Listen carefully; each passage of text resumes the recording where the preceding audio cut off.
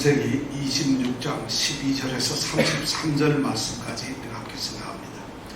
먼저 12절에서 16절 말씀까지 우리가 한 목소리로 읽겠습니다. 12절에서 16절까지 함께 읽겠습니다. 이삭이 그 땅에서 농사하여 그 해에 100배나 얻었고 여호와께서 복을 주심으로 그 사람이 창대하고 왕성하여 마침내 거부가 되어 양과 소가 떼를 이루고 노복이 심히 많으므로 블레셋 사람이 그를 시기하여 그 아비 아브람 때 그 아비의 종들이 판 모든 우물을 막고 흙으로 메웠더라. 아비멜렉이 이삭에게 이르러 내가 우로보다 크게 강성한즉 우리를 떠나가라. 아멘.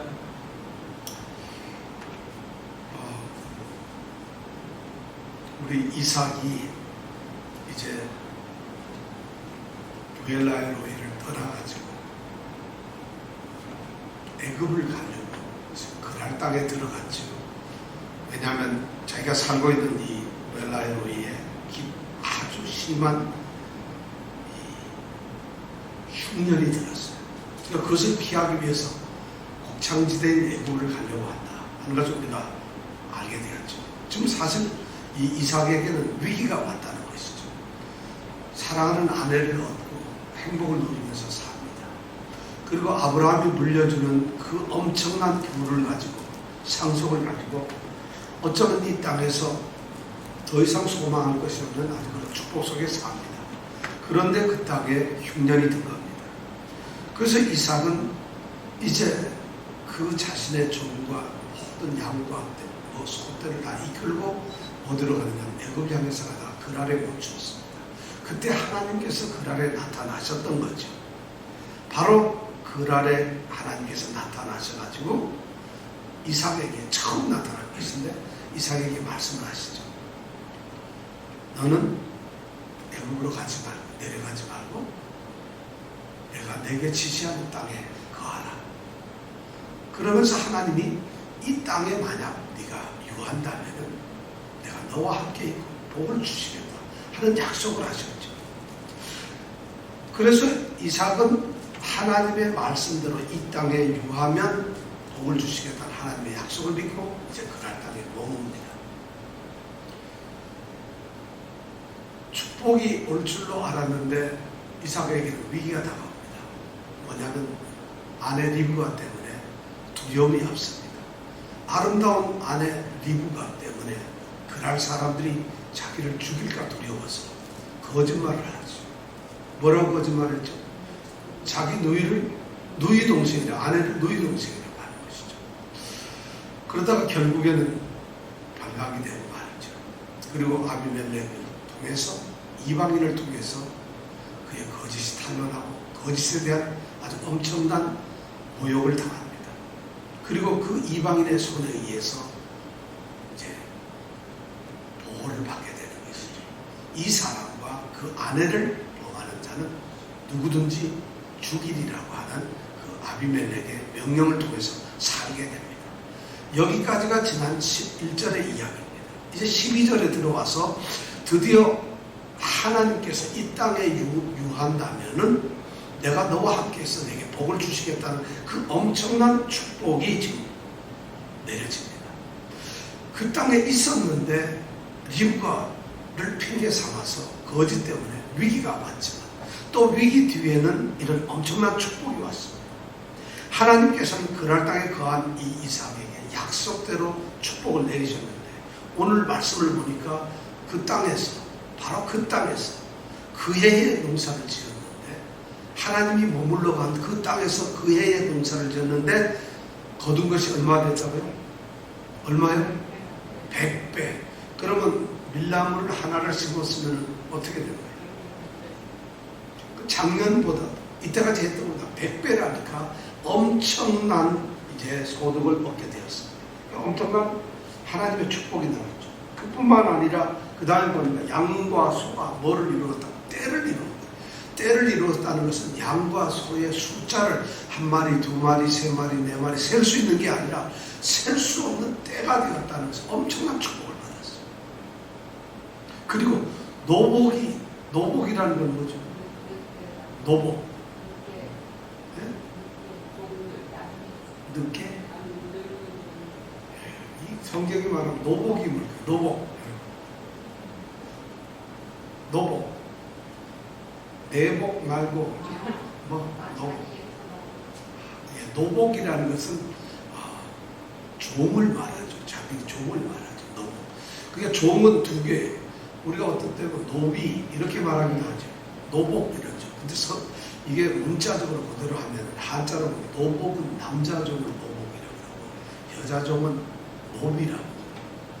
그러니까 노복과 노비 그래야 남자 종, 여자 종이 되는 건데 지금 노복이 많다는 얘기는 무슨 종이 많다는 얘기죠?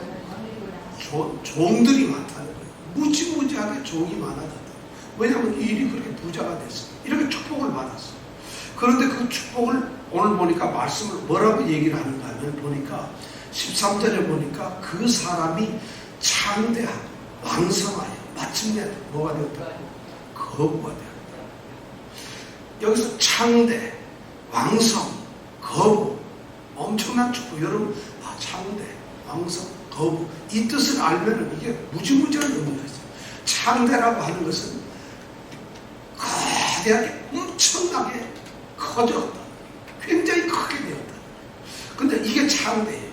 근데 왕성은 뭐냐면 그렇게 컸는데 그 큰 것이 왕성이라 점점 계속 그리고 또 커간다는 것이 왕성이라. 컸는데 또 계속 커가요. 그리고 마침내 어떻게 돼요? 그 더 이상 클 수 없는 데까지 컸다. 이런 축복이 여러분들이 있기 바랍니다. 컸어요. 그런데 그게 또 계속 커가요. 그리고는 마침내는 더 이상 클 수 없는 데까지 커. 아주 엄청난 그런 축복을 받았다는 것이죠. 자, 이런 축복이 바로 그랄 땅에서 이 땅에 유하면 하는 그 축복을 받은 것이죠. 그런데 축복이 있는 가운데서 또 위기가 있는 것이죠.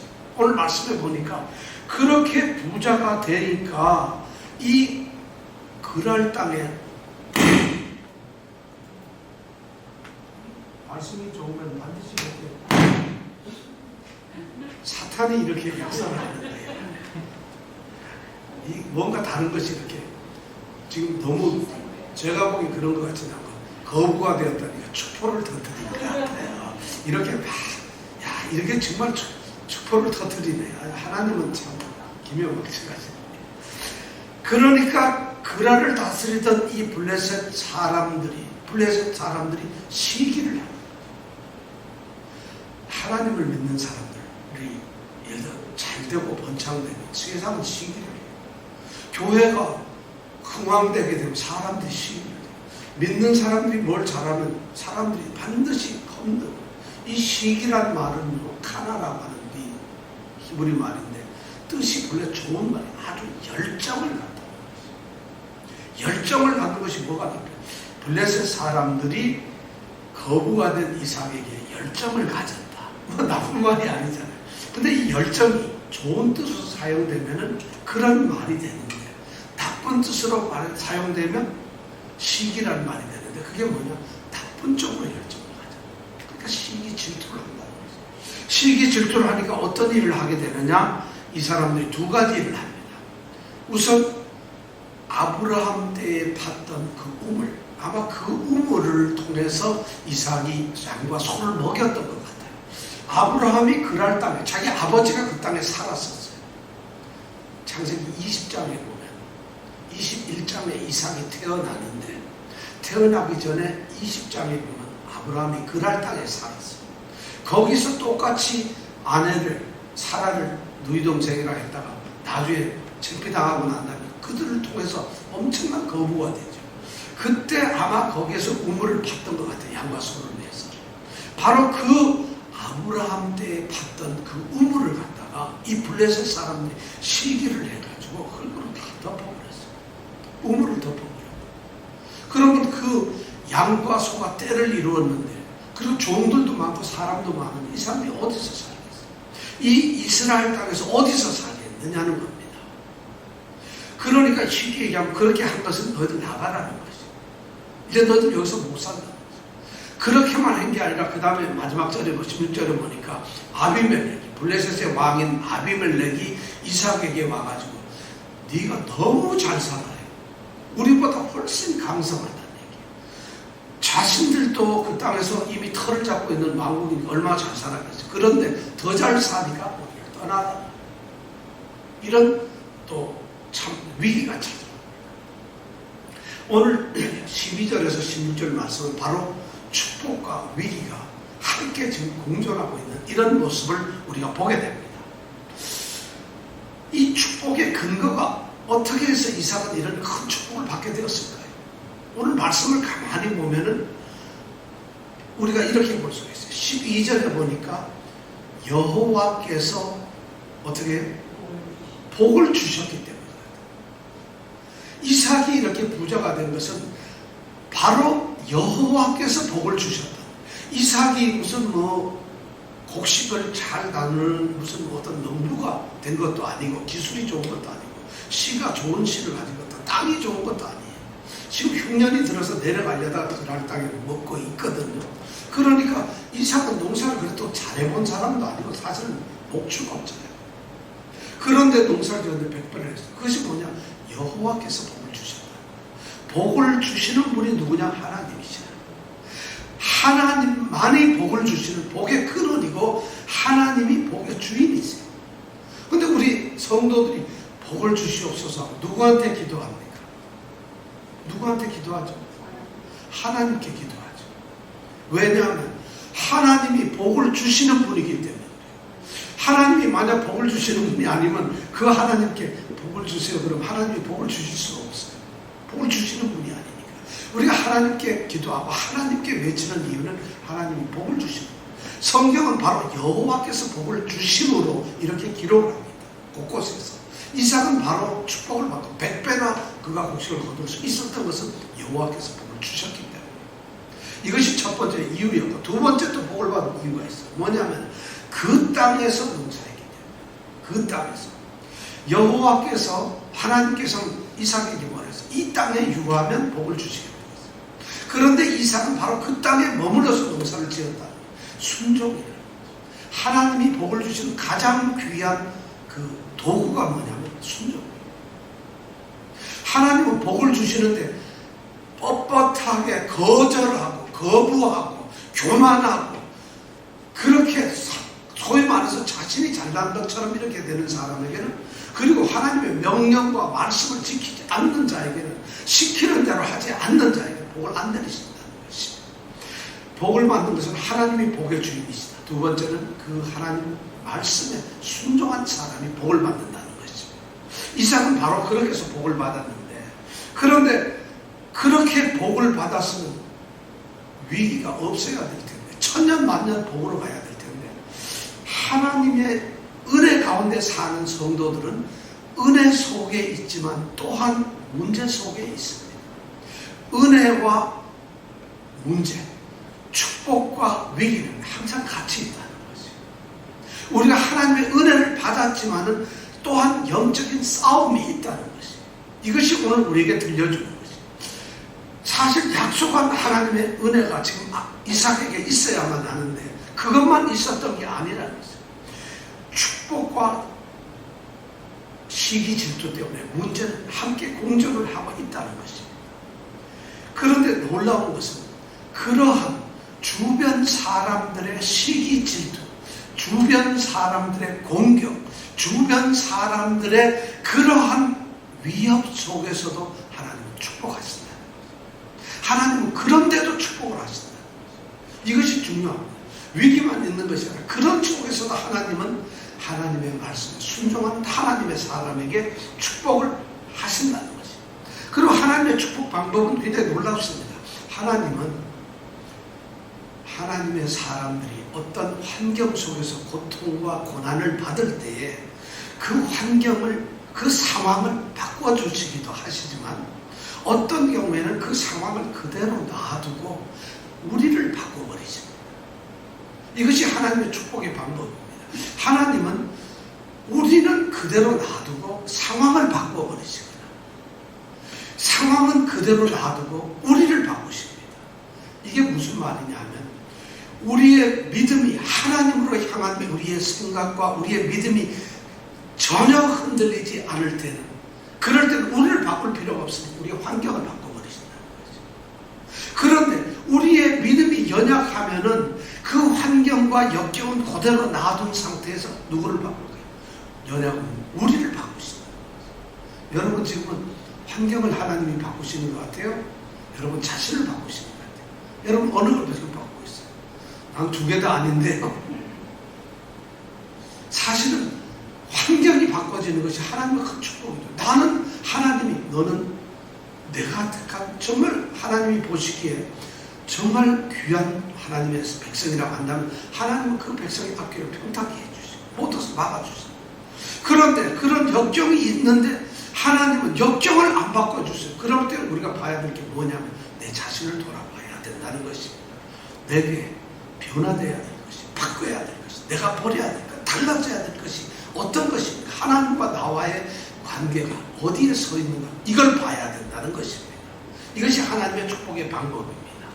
자, 성도들에게 있어서는 말이죠, 바로 이런 문제를 대하는 태도가 굉장히 중요합니다.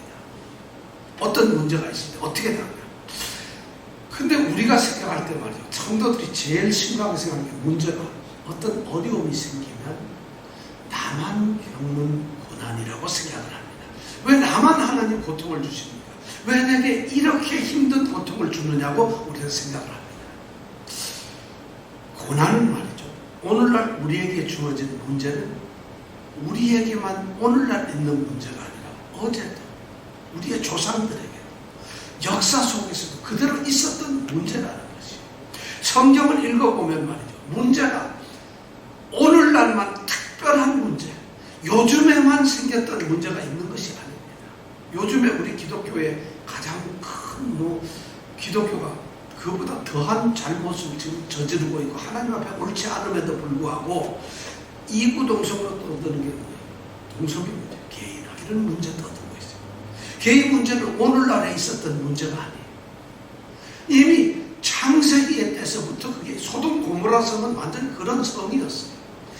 창세기 때부터 니무롯 그 당시에, 바벨 그 당시에서부터 이미 그런 것이 있었다. 그리고 바울 사도가 있던 그 당시에도 그것이 너무나 유명해요. 선지자들의 말을 통해 보면은 이 동성애라는 문제는, 이런 것들은 오늘의 문제가 아니에요. 우리가 겪는 어떤 문제들이 보면 우리는 오늘 우리가 심각하고, 오늘날 다 목사님들 그렇게 얘기하시죠.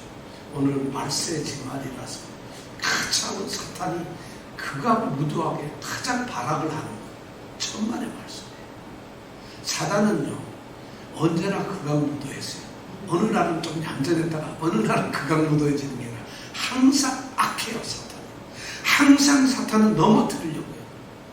오늘날보다도 더 사탄이 더 세력이 강했던 게 언제? 노아시대예요. 오죽하면 사람이 타락했으면 하나님이 구해가지고 사람을 다 쓸어버리시겠어요. 오늘은 그래도 우리 살잖아요. 그럼 오늘이 더 심해요? 노아시대가 심하겠어요. 어느 때가 더 심해요? 노아시대 때는 하나님이 노아 가족만 남기고 온 인류를 다 없애버리셨어요. 물속에 다 죽여버렸어요. 우리가 그때 살았으면 어떻겠어요? 우리가 노아가 됐을까요? 물속에 있는 고깃밥이 됐을까요? 어떻게 됐을까요? 정직하게 한번 우리가 얘기를 해보면, 제 같으면은 방주에는 못 들어가고 방주에 매달렸다가 한 열흘 만에 떨어져가지고 고기밥이 됐을지 혹시 모르겠어요. 마지막에 들어가려고 길을 쓰다가 오른발 못 들어가고 쫓겨났을 그런 사람. 사실 우리가 그렇게 하나님 보시기 의인이 아니에요. 사탄은 오늘날도 동등하다. 아주 그렇게 악합니다. 이 문제라고 하는 사탄, 우리 성도들이 겪는 고난은 뭐예요? 우리가 뭐 특별하게 내가 더 겪는 것이 아니에요. 옛날에 우리 믿음의 선조들 아브라함도 모세도 다윗도 요셉도 다니엘도 우리 모두 똑같은 그런 고난 다 있었어요. 왜 성경을 우리가 읽느냐면 그들이 우리가 겪었던 고난을 믿음으로 승리했던 것을 우리로 하여금 알게 하기 위함이죠. 그러니까 여러분, 우리가 고난받는 걸 자신이 무슨 고난받는 걸 엄청나게 대단한 걸로 생각하지 말라는 거죠. 그저께나 그 옛날에나 성경의 역사를 보면은 인간에게 던져지는 문제는 항상 있었어요. 항상 차이가 뭐 없어요. 똑같아요. 문제가 동일해요. 자, 그럼 문제가 항상 동일하게 반복되고 동일한 것이 있다면 문제를 해결하시는 분은 누구겠어요? 하나님이에요. 그런데 하나님도 어제의 하나님과 오늘의 하나님은 동일하십니다. 하나님은 어제나 오늘이나 영원토록 동일하십니다. 그러니까 문제 해결은 역시 하나님이 하시는 거라는 거예요. 근데 하나님께서 그 문제 해결을 하는 방법이 뭐냐면 어제나 오늘이나 똑같다는 것이에요. 하나님은 옛날 사람들에게는 그 문제를 다르게 해결했던 것이 아니고 오늘날 우리에게는 또 다른 어떤 해결책을 주시는 것이 아니라 어제나 오늘이나 하나님께서는 이 땅의 모든 문제를 하나님의 방법대로 그대로 해결하신다는 것이에요. 그러니까 우리는 그 문제 해결 방법을 어디서 찾을 수 있겠어요? 말씀에서 찾을 수 있는 거예요. 왜냐하면 이 말씀을 우리가 보면서 성경이 그러니까 아브라함의 이야기가 바로 이정근 집사님의 이야기가 되는 것이에요. 이명택 집사님의 이야기가 되는 것, 나의 얘기가 되는 것이에요. 아브라함의 이야기를 읽으면서 지금 이삭의 이야기를 들으면서 이 땅에 유하면 그러면 나는 하나님 품에 있어야 되는 것이에요. 그래야 축복이 될 거 아니겠어요. 똑같이 우리에게 그런 문제들이 생기고 있다는 것이에요. 우리도 우리의 귀한 것을 지키기 위해서 거짓말을 해요. 그러면 하나님이 이 모든 문제를 해결해 주신다는 거예요. 지금 바로 이삭에게 그런 것이 생겼어요. 하나님이 이삭에게 엄청난 부를 허락하셨지만 그 부가 시기가 되어서 우물이 메워지고 이것을 떠나라고 추방 명령을 받는 이런 비참한 자리에까지 누가 이삭이 떨어지게 됩니다. 약속의 자녀가 축복을 받아야 하는 약속의 자녀인 이삭이 이렇게 됩니다. 그러고 나서 그 다음 17절부터는 이제 이렇게 됩니다. 이삭은 이제 그곳을 떠납니다. 17절만 우리 읽어볼까요? 시작. 이삭이 그곳을 떠나 그랄 골짜기에 장막을 치고 거기 유하니라. 이삭이 어떻게 했다면 자 그랄에서 쫓겨나가지고 어디로 갔어요? 그 바로 옆에 있는 그랄 골짜기로 갔어요. 그래서 거기에다가 장막을 치고 거기다 텐트를 쳤어요. 왜냐하면 움직여 갈 수도 없어요. 생각해보세요. 12절 13절에 보면 복을 엄청나게 받아가지고 우물을 메워줬고 쫓겨는 났으니까 그 많은 때가 또 셀 수도 없는 그 많은 걸 가지고 어디로 가요? 거기서 뭐 아메리카 땅으로 가겠어요? 한국 땅으로 가겠어요? 그날에서 그래서 기껏 움직여봐야 바로 옆에 있는 골짜기로 갈 수밖에 없다는 것이 사실은. 그러니까 성경은 우리가 이렇게 딱 보면 그날 골짜기로 갔대. 그날 골짜기로 갈 수밖에 바로 옆으로 갔다는 얘기죠. 그날 골짜기에 갔어요. 그리고 그날 골짜기에 갔어요. 이제 문제 해결을 해야 되는데 이삭이 문제 해결했던 것은 바로 그것을 떠나 그랄 골짜기로 갔어요. 그리고는 그랄 골짜기에 가서 18절에 보면은 그 아비 아브라함 때 봤던 우물을 다시 팝니다. 왜냐하면 블레셋 사람들이 그것을 배웠기 때문에. 그래서 그걸 다시 파고는 그 우물 이름을 갖다가 아브라함 아버지가 불렀던 그 이름으로 그대로 부릅니다. 그래서 다시 이제 양과 소에 물을 먹이고 자신들도 물을 먹게 됩니다. 여기서 중요한 것은 이삭에 떨어졌던 이 문제, 추방당하고 이삭은 지금 문제를 당했어요. 위기를 당했어요. 그런데 이 위기 안에서 이삭이 겪었던 가장 중요한 문제가 뭐냐 하면은 이삭이 돈이 없는 게 아니에요. 가진 것이 없는 게 아니에요. 이삭이 가난한 게 아니에요. 살 곳이 없는 것이 아니에요. 이삭에게 가장 문제가 되는 것은 물이 없다. 물은 바로 생명이에요. 물은 이삭이 살 수 있는 유일한 삶의 근거라는 것이에요. 그런데 이 물이 없는 것을 해결하는 것이 가장 중요해요. 어느 땅에 사는가는 중요하지 않아요. 물을 찾는 것이죠. 바로 이삭은 그 문제가 무엇인가를 바로 알았다는 것이죠. 이것이 굉장히 중요합니다. 우리는 사실 어떻게 살면서 보면 그 문제를 못 찾아요. 우리가 고난을 당하면은 그 고난 당하는 것 때문에 겪는 고통이 두려워. 그 문제를 당하고 있는 그 어려움 때문에 우리가 아파하고 슬퍼하고 그렇게 삽니다. 고통은 우리를 힘들게 하는 것이 아니에요. 그 문제의 근원이 고통이 아니라 그 문제가 우리로 하여금 고통을 준 것이지 고통이 두려운 건 아니에요. 고통을 이겨냈기 때문에 문제가 해결되는 것은 아니에요. 바로 문제를 볼 수 있어야 되는데 이 이삭이 중요했던 것은 뭐냐면 자신이 지금 그랄 땅에서 쫓겨나지만 쫓겨나는 것이 문제가 아니에요. 쫓겨나도 가가지고 뭐가 있으면 돼요? 어디 가서 우물물만 수백 개가 있으면 어디 가도 걱정할 게 없어요. 바로 이삭이 가장 큰 문제는 뭐였을까요? 우물물이었어요. 그래서 이삭은 이제 아브라함 아버지 때 봤던 그 우물을 다시 팝니다. 그날 골짜기에 갔더니 아브라함이 파놓은 우물들이 있었죠. 이삭은 그걸 압니다. 들어서 살지는 않았지만 아버지를 통해 들었기 때문에 이제 그 우물을 팝니다. 그리고 그 우물을 씁니다. 자, 그렇게 해서 이제 먹고 사는데 그 다음에 보면은 이삭의 종들이 어느 날 아브라함의 헐레벌떡 뛰어옵니다.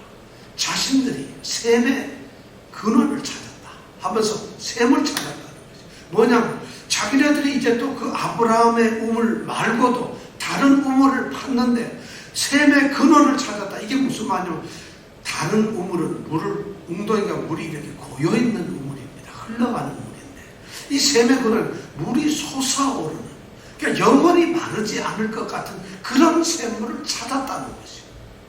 얼마나 축복인지 몰라요. 자신들이 찾았어요. 종들이 찾았어요. 새롭게 우물을 발견했다는 거예요.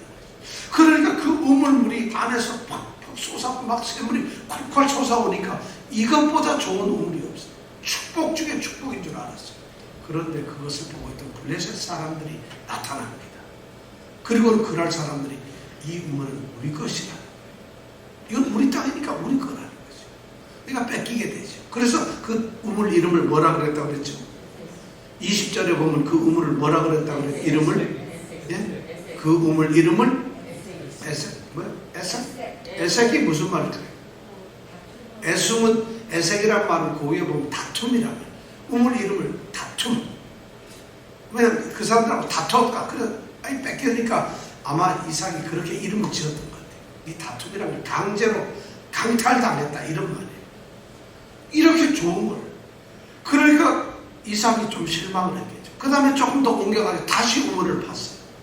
그런데 22절에 보면 다시 팠는데 21절에 보니까 우물을 팠는데 또 왔어요 이 사람들. 그리고 이걸 또 자기네 거라 했어. 그래서 이름을 뭐라 했다? 신나? 뭐가 신나? 네. 그래서 신나라는 이름은 뭔가 하면 그 사람들이 대적을 했다. 아주 강하게, 아주 지독하게 이삭을 쫓아와서 기어이 나를 갖다 모셔서 대적을 했다. 그래서 신나라는 이름을 붙였어요. 그런데 이삭이 참 대단한 것은 그렇게 샘솟는 우물을 찾았는데 그걸 포기해버립니다. 두 번 다 포기하고 그냥 조용히 물러납니다. 그리고는 22절에 보니까 거기서 딴 데로 더 옮겨가가지고 우물을 팠어요. 그리고 거기서 우물을 팠는데 이제는 블레셋 사람들이 오지 않더라는 것이에요. 그 우물의 이름을 뭐라 그랬죠? 22절에? 네? 르호봇은 무슨 말? 넓은 공간, 넓은 땅이라는 거예요. 이름을 그렇게 이제 안 오니까 한참 떠나가지고 그날 골짜기에서 조금 더 멀리 나가지고 가서 하니까 그들이 오지 않다. 그리고 보니까 거기가 굉장히 넓은 땅이에요. 여기서 이제 살면 되겠구나 해서 거기 셈 이름을 르호봇이라고 정하고 그리고 이삭이 얘기를 합니다. 하나님께 말을 합니다. 하나님께서 우리 장소를 넓게 하시고 우리를 번성하시게 하면서 감사의 기도를 드리게 됩니다. 자, 우리는 이 말씀 가운데서 우리가 여러 가지를 생각할 수 있어요. 그랄에서 쫓겨나서 그랄 골짜기로 옮겨간 이삭이 지금 가장 큰 문제는 뭐였을까요? 바로 물이라는 것이죠. 물을 찾는 것이에요. 물은 생명이죠. 물이 있어야만 사. 물이 없으면 못 삽니다. 물이 없으면 이삭도 죽습니다. 물이 없으면 가족도 죽습니다. 재산도 다 없어집니다. 물이 없으면 더 이상 아무것도 아니에요. 그렇다고 해서 물 아니고 다른 것을 쫓아가봤자 소용이 없어요. 다른 것을 아무리 붙들어봤자 이삭은 살 수가 없다. 이삭이 살 수 있는, 이삭의 재산을 보호할 수 있는, 이삭이 축복을 누릴 수 있는 유일한 방법은 물을 찾는 거죠. 이것이 중요한 것이에요. 오늘날 그리스도인들에게 무엇이 중요해요? 우리가 살 수 있는 것이 뭘까요? 그렇잖아요. 그런데 우리는 다른 것을 자꾸 찾고 있어요. 지금 심각한 문제가 발생했어요. 지금 하나님께로 받았던 이 놀라운 축복들이, 이 축복이 지금 무너지고 있다는 거죠. 하나님께서 우리에게 주셨던 이 모든 것들이 지금 무너지고 있고 없어지고 있고 지금 망해가고 있다는 거죠. 완전히 그런 것이 지금 위기 속에 있다는 거죠. 성도들의 믿음 생활에서 너무 좋은 것이 많아 우리가 축복을 받고 너무 기쁜데 그것이 지금 위기 속에 있다는 거죠. 왜? 물이 없기 때문에 그렇다. 그런데 물을 찾아가야 되는데 물을 찾아가지 않고 다른 것을 지금 이삭은 자신이 무엇을 찾아야 되는 걸 알았어요. 근본을 찾아야 된다는 것을 알았다는 거죠. 오늘 교회도 마찬가지고 우리 신앙에도 마찬가지고 신앙을 우리가 더 약해졌어요. 우리 믿음이 약해지고 우리 사랑도 식어가고 우리 열정도 식어요.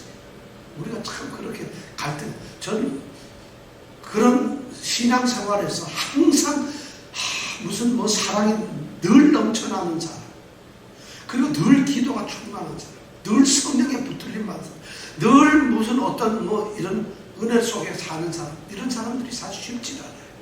그게 있지만은 블레셋 사람들이 가만 놔두지 않아요. 우리를 위험하게 하는 이 사탄들은 어떻게 하든지 우리를 넘어뜨리려고 해요. 그러니까 위기가 오죠. 그런데 그 위기를 해결하기 위해서 성도들이 다른 걸 쫓아가면 안 된다는 거죠. 문제를 알아야 돼. 내가 어디서 사랑이 떨어졌는가? 내가 어디서 믿음이 약해졌는가? 내가 무엇 때문에 하나님의 은혜에서 이렇게 멀어져 가는가? 그 근본을 찾아가야 된다는 거죠. 교회도 마찬가지예요. 교회가 부흥가 오늘날 교회가 부흥 안 된다고 하죠. 교회가 점점 약해지고 다 그래요. 그러니까 교회가 좀 어려워지면 뭐를 찾아요? 조직을 새로 만들어 봅니다. 좋은 일꾼을 세워서 사람이 뭐 일을 하도록 해보려고 합니다. 아니면 사역을 뭐 어떤 걸 만들어가지고 막 하려고도 하고 프로그램을 멋지게 개발해서 뭘 해보려고도 하고 건물도 크게 지어도 뭐 별걸 다 하고 그게 아니라는 것이에요. 문제를 해결할 수 있는 유일한 방법은 그 문제의 근원으로 들어가는 것이에요. 그것이 물을 찾는 것이에요. 생명으로 들어가야 돼요. 여러분 우리가 가장 중요한 것이 은혜 받았지만 생명을 잃어버리면 끝이에요. 우리가 축복을 받았지만은 예수 100년 믿어도 우리에게 생명을 잃어버리면 믿는 척하는 게 무슨 의미가 있겠어요? 예수를 믿는다는 것이 생명이 없다면 무슨 문제? 우리가 그런데 그런 근원을 찾아가요. 지금 이삭은 자신의 위기 속에서 가장 문제가 바로 생명을 유지시켜주는 그 물을 찾는 것이었어요. 그래서 그는 그 물을 찾기 위해서 찾았던 것이 뭐냐면 바로 아버지 아브라함이 팠던 그 우물을 다시 파는 것이에요. 중요한 얘기입니다. 아브라함은 말이죠. 우물의 최고의 전문가였던 것 같아요. 왜냐하면 아브라함의 삶을 보면 거부가 되었고 성공을 다 했어요. 양과 소도 많았어요. 어떻게 그렇게 아브라함 양과 소를 키우려면 뭐가 있었어요? 역시 아브라함 때도 물이 있었어요. 그러니까 아브라함은 우물을 파는 전문가였으니까 우물이 항상 넘쳤다. 우물이 없으면 거부가 될 수가 없어요. 살 수가 없어요. 그러니까 아브라함은 우물의 전문가였어요. 그리고 우물을 파고 하나님과 동행하는 그런 축복을 받는 사람이었기 때문에 지금 그랄 골짜기에 갔던 이 이삭이 첫 번째로 생각했던 것은 바로 아버지 아브라함이 파놓았던 그 우물을 찾는 것입니다. 그리고 그것을 파내는 것입니다. 아브라함은 언제나 하나님께서 함께했던 사람이에요. 오늘 말씀에도 그렇습니다. 26절 3절에 보면 내 아비 아브라함에게 맹세한 것을 내가 너에게 이루겠다고 얘기를 해요. 26절 5절에 보면은 아브라함이 나한테 순종을 했기 때문에 나도 너에게 복을 내리겠다는 겁니다. 그리고 오늘 24절 뒤에 가서 보면은 나는 내 아브라함의 하나님이다. 너의 아브라함, 너의 아버지 아브라함의 하나님이라는 이렇게 자신의 하나님을 그렇게 소개를 하고 있어요. 정말 대단한 것이죠. 그리고 24절에 보면 내가 너에게 왜 복을 주는지 아느냐? 너의 아버지 아브라함 때문에 내가 복을 준다. 이렇게까지 말씀을 했어요. 그러니까 이삭은 그것을 알았어요. 자기가 찾아야 될 것은 아버지의 그 우물을 다시 파는 것밖에 없다고 말씀을 했어요.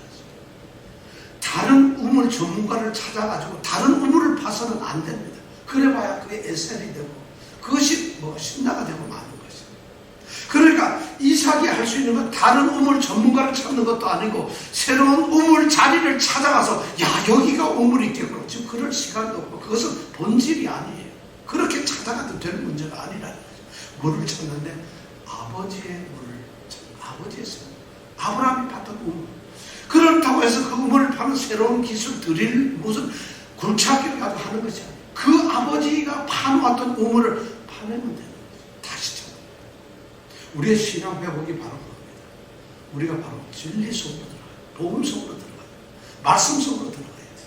다른 것을 찾아서는 안 돼요. 우리는 다른 기쁨, 다른 어떤 자리를 찾기 위해서 다른 어떤 특별한 것을 우리를 사모하면서 오늘날 교회나 성도들이 모든 것이 전부 이것이 가장 우리의 위기가 뭐냐면 무엇이 본질인지 모르고 있다는 것이죠. 그러면서도 자신이 지키고 있다고 생각을 하고 있고 그 안에서 자신들이 가지고 있다고 생각을 하는 것이죠. 그것이 문제예요. 우물을 왜냐하면 자신들은 지금 우물이 가장 중요한 생명을 지키는 거기 때문에 우물을 파는 것이 급하다는 걸 알았어요. 우물을 무조건 파는 것이 절대 아니에요. 지금 그럴 시간도 우물을 찾는 것이 너무 힘들어요. 아브라함한테 받은 우물은 곳곳에 알잖아요. 그것을 다시 파냐.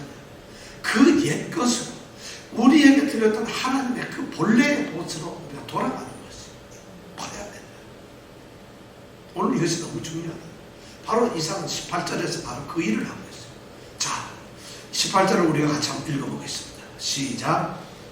그 아비 아브라함께 받던 우물들을 다시 팠으니 이는 아브라함 죽은 후에 블레셋 사람이 그 우물들을 메웠으니라. 예. 왜 다시 팠을까요? 물이 필요했어요. 그런데 그 블레셋 사람들이 그 우물을 갖다가 메워버렸어요. 우물을 막고 있는 장애물을 제거해야 합니다. 아브라함의 우물을 찾기 위해서 찾았지만은 아브라함의 우물물은 그냥 우리에게 주어지는 것이 아니라는 것이죠.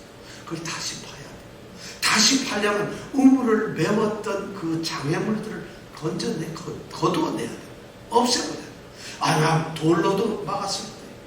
어쩌면 나무들로도 쌓아놓고 풀로도 올려놨을 거예요. 온갖 잡동산을 거기다 다 넣었을 거예요. 그리고 덮어놨을 거예요. 우리가 그 말씀에 보니 본질로 찾아갈 때 그 본질을 가리고 있는 것들이 너무 많아요. 우리의 본질을 덮고 있고 우리 본질로 못 가게 하기 위해서 우리의 눈을 가리고 우리의 마음을 가리고 우리의 생각을 가리고 우리의 태도 모든 그 삶 자체를 가리고 있는 것도 너무 많아요. 우리는 그것을 제해버려야만 아브라함의 우물로 들어갈 수 있어요. 우리는 막고 있는 그 아래 흙이 덮여있는 나무가 덮여있고 돌이 덮여있는 그 우물의 바닥에는 물이 있다는 걸 압니다.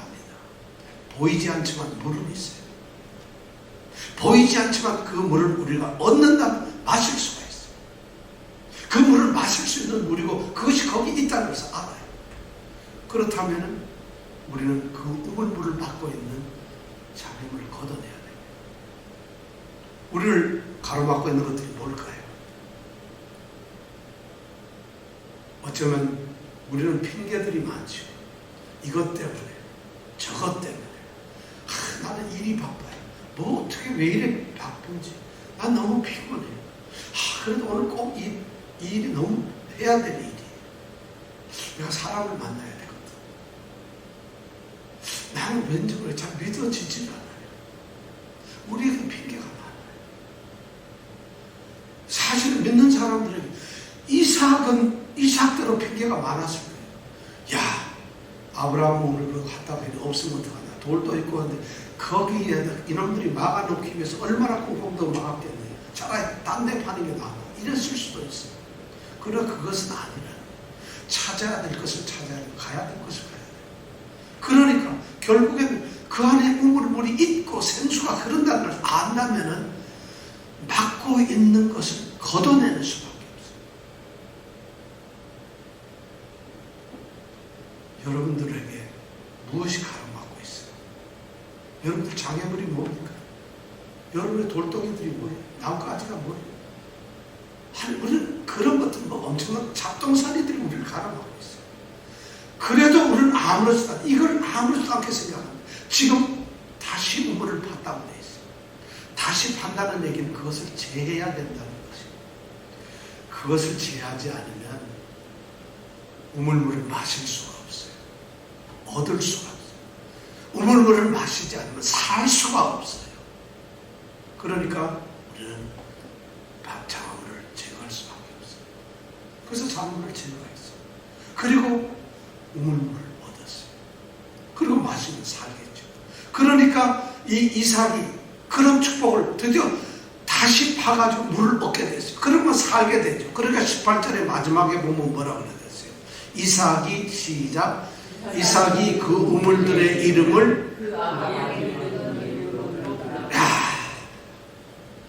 자기가 우물물을 팠지만은 그 우물물의 이름을 아버지가 불렀던 그 이름으로 부른다는 것이에요.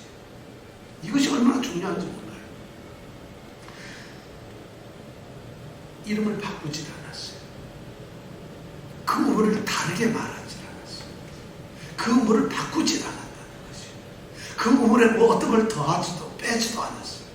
그 우물을 일부러 바꾸지도 않았어요. 일부러 변하게 하지도 않았어요. 그 우물을 갖다가 말이죠, 지나치게 뭘 더 하지도 않았어요. 그냥 우물을 가로막고 있던 것을 다 파버리고, 그리고 우물물이 드러났을 때 세상을 향해서 그 이름을 그대로 불렀어요. 자신의 모든 것을 다 거기다 가미시키지 않아요. 그 본질의 본래의 모습, 본래의 말씀, 본래의 하나님의 뜻, 본래의 하나님의 명령을 그대로 그는 순종했다. 이것이 바로 그 이름을 불렀다. 근본에 충실해야 합니다. 근본으로 우리는 돌아가야 합니다. 우리는 근본이 무엇인가를 알아야 합니다. 뭐가 뭐가 우리에게 절대적으로 우리에게 필요한 것이고, 우리가 지금 당한 현실이 우리에게 필요한 것이 무언가를 알아야 합니다. 그걸 모르는 사람들은 있잖아요.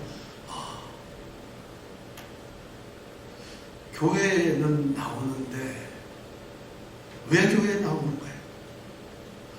예수는 믿는데 믿는 것이 뭔가요?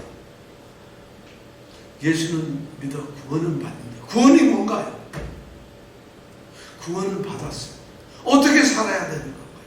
우리는 근본적인 문제에 우리는 너무 소홀해요. 그걸 몰라요. 그러니까 50년 교회를 다니신 사람들 예수 믿습니다. 어떻게 믿어요? 예수 믿죠. 어떻게 믿습니까? 주일날 한 번도 안 빠졌어요. 교회 갑니다. 우리에게 심각한 것은 근본을 돌아가는 것이죠. 그리고 그 근본으로 돌아간 다음에는 그 근본을 가로막고 있는 것을 우선 제거를 해야 돼요. 그리고 그 근본에 다시 충실해요. 근본으로 완전히 우리 자신을 온전히 재야 된다. 그렇게 했을 때 이삭이 받은 축복이 그 다음부터 나오는 거예요. 자, 21절에 보니까 르호봇이라고 하는 축복을 받습니다.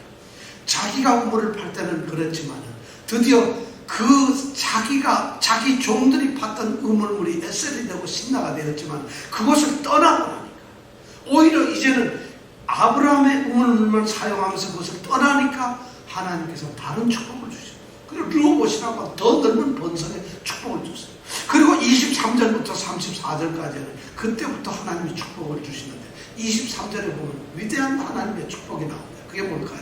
23절 한번 읽어볼까요? 시작. 이삭이 저기서부터 부엘세바로 올라가더니 어디로 갔다고 해요? 부엘세바. 자, 부엘세바에 가서 올라갔어요. 부엘세바에 올라가가지고 이삭이 받았던 축복이 뭐냐면 처음 24절에 보니까 하나님께서 나타나셨어요. 그날 골짜기에도 안 나타나시고 애굽을 가려고 할 때 그때 막 급하게 나타났던 하나님이 부엘세바에 오니까 다시 하나님은 나타나셔가지고 아브라함에게 약속했던 그 축복을 다시 똑같이 이삭에게 약속을 하시기 시작합니다. 그뿐만 아니라 그런 축복을 받게 되니까 부엘세바에서 드디어 이 이삭은 신앙을, 믿음을, 하나님 사랑을 회복하는 제단을 쌓게 되고 거기서 예배를 부르게 되고 그 우물의 축복을 다시 우물을 거기서 파면서 우물의 축복을 받습니다. 그것뿐만이 아닙니다. 드디어 생각지도 못했던 아비멜렉이 자기의 군대 장관하고 친구를 데리고 이삭을 찾아옵니다. 그리고는 그의 입으로 첫마디 던지는 게 뭐였어요? 28절에 보면 한번 읽어볼까요? 28절 시작. 예, 그들이 말합니다. 그들이 누구예요? 아비멜렉이 말을 하는데 아비멜렉과 그 군대 장관들이 여호와께서 너와 함께 계심을 우리가 분명히 보았다. 그가 아브라함의 우물을 파고 물을 가지고 그가 그 부를, 그 성공을 유지하고 축복을 유지했을 때 그것을 보고는 이 아비멜렉이, 쫓아냈던 아비멜렉이, 쫓아내면 이것들이 꼼짝 못할 줄 알았는데 아니거든. 그러니까 뭐라, 우리가 여호와께서 너와 함께 계시면 우리가 확실히 분명하게 보았다. 그런 축복을 받습니다. 그리고 그것뿐만이 아니라 29절에 가서 그가 또 더 멋있는 말을 해요. 시작. 29절 볼까요? 시작. 너는 우리를 해하지 말라. 이는 우리가 너를 범하지 아니하고 선한 일만 내게 행하며 너로 평안히 가게 하였으니. 예, 너는 우리를 해하지 마라. 너는 우리를 갖다가 이삭, 너는 우리, 나 아비멜렉을 비롯해서 우리를 갖다가 너는 절대 우리를 공격하거나 우리를 못 살게 구지 마라. 지금 이런 말을 아비멜렉이 세겠어요? 이삭이 세겠어요? 아비멜렉이 훨씬 세죠. 아비멜렉은 왕국을 이루고 있는데요. 그런데 더 센 이 세상 이방인이 이삭에게 와서 제발 좀 봐주시오 이 말하는 거예요. 제발 나 좀 공격하지 말고 나 좀 살려주세요. 예수를 믿고 있는 우리들에게 세상의 모든 권력과 힘과 모든 엄청난 것들이 우리 앞에서 굴복을 합니다. 우리를 두려워하는 거예요. 바로 예수를 믿고 있는 사람, 아브라함의 우물물을 먹고 다시 파고 먹고 근본으로 돌아간 사람들에게 그런 일이 일어나고 있다. 그리고 제발 우리하고 좀 잘 좀 지내, 우리를 봐달라. 계약을 맺자고 합니다. 실제 계약을 누가 맺자고 그래야 됩니까? 이삭이 그래야 되는데 거꾸로 됐어요. 아비멜렉이 오히려 바짝 쫄아가지고 와서 지금 이삭에게 제발 좀 봐주시고 우리 함부로 대하고 우리가 뭘 잘못했습니까? 쉽게 너 쫓아내고 용서해 달라는 거예요. 그리고 제발 우리 계약을 맺자는 거예요.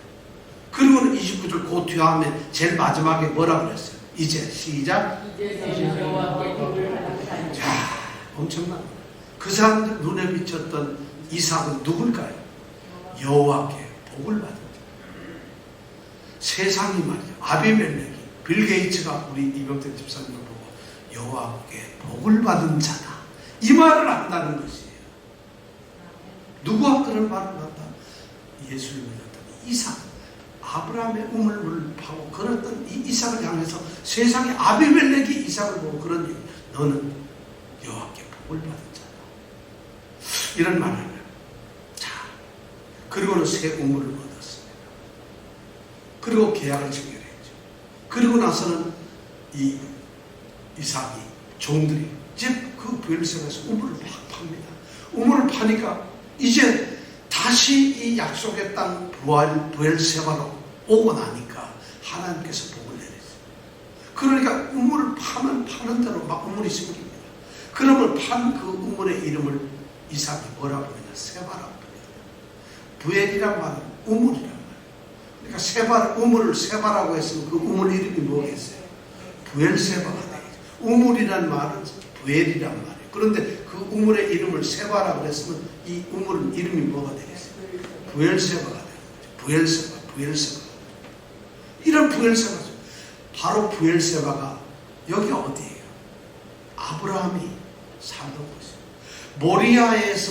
모리아산에서 이삭을 제물로 드리려고 한 그 사건 뒤에 아브라함이 머물렀던 곳이, 살았던 곳이 바로 브엘세바. 브엘세바는 바로 하나님의 약속하신 가나안 땅이에요. 그 가나안 땅은 바로 이 브엘세바는 아브라함이, 이삭의 아버지인 아브라함이 어쩌면 그 아비멜렉의 아버지인 그 아비멜렉과 언약을 맺고 브엘세바라고 이름 지었던 바로 그 땅이에요. 그 땅에서 이삭은 다시 브엘세바의 은혜를 받습니다. 축복을 받습니다. 이 말씀이 오늘 26장에 있는 말씀의 전체입니다. 저는 우리 성도들이 이 브엘세바의 축복을 받기를 원합니다. 브엘세바의 축복, 하나님의 약속으로 우리 다시 들어갑니다. 다시 약속의 땅으로 들어갑니다. 왜? 하나님께서는 아브라함의 우물을 가지고 먹고 아브라함의 우물에서 양들을 키웠을 때 거부가 되겠어요. 농사가 백배나되고 양과 소가 엄청나게 됐어요. 그러니까 그들이 아브라함의 우물물을 메워버리고 나가라고 쫓았어요. 쫓겨나간 이 이삭이 다시 그랄 골짜기에서 팠던 것은 아브라함의 우물이었어요. 그걸 다시 팠다는 것이 아브라함의 우물을 떠나서는 생명을 얻을 수 없다. 오늘 우리에게 주는 것이 그거예요. 이삭이 살 수 있었던 것은 바로 그 근본 아브라함의 하나님을 찾았기 때문입니다. 오늘 우리가 살 수 있는 방법이 뭘까요? 오늘 교회에 필요한 것이 뭘까요?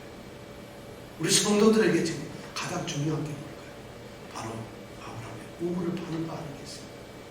여러분, 그 우물을 파야 됩니다. 돌아가야 됩니다. 여러분, 우물을 가로막고 있는 것이 여러분 뭡니까? 혹시 돈 때문에 그 우물을 막고 있는, 건강이 가로막고 있는, 게으름, 습관, 아내, 남편, 자식, 여러분들 뭐가 우리의 우물을 막고 있는 거예요? 그 우물을 가로막고 나의 욕심, 나의 어떤 게으름, 나의 무지, 깨닫지 않으려고 하는, 그냥 대충 살려고 하는 내 마음, 간절하지 없는 거, 열정이 없는 거, 이게 전부 다 돌덩이가 되고 나뭇가지가 되어서 우물을 막고 있어요. 그 안에 들어갈 걸 막고 있어요. 그렇다면 그걸 우리는 하나씩 끄집어내야 돼요. 전부 쳐내야 돼요. 그리고 샘물, 그 물을 마셔야 돼요. 그랬을 때 하나님께서 르호봇의 축복을 주시고 드디어 브엘세바의 축복을 허락하신다는 거죠. 이것이 이삭에게 내렸던 우물의 축복입니다. 이 우물의 축복을 바로 이 이삭은 받았습니다. 우리에게도 이 우물의 축복이 있기를 간절히 축원합니다. 우리 함께 기도하겠습니다.